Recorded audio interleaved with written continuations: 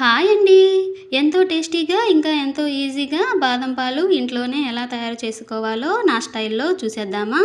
ఇక్కడ నేను ఒక కప్పు బాదం పప్పు, ఒక హాఫ్ కప్ జీడిపప్పు తీసుకున్నానండి. స్టవ్ ఆన్ చేసుకొని పాన్ పెట్టుకొని ఈ తీసుకున్న పప్పులను వేసుకొని దోరగా వేయించుకున్నానండి. ఈ విధంగా వేయించుకుంటే సరిపోతుంది.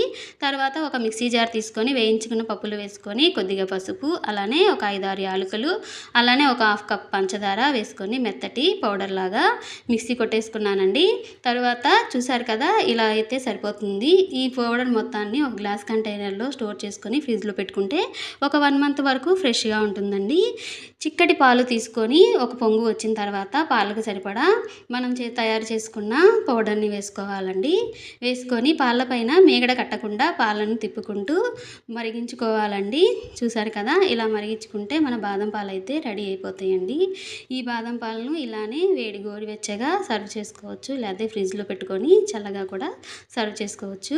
ఇంతకీ బాదం పాలు మీకు చల్లగా ఇష్టమా లేదా గోరువెచ్చగా ఇష్టమో కామెంట్ చేసేయండి. వీడియో నచ్చితే సబ్స్క్రైబ్ చేయండి. Bye bye.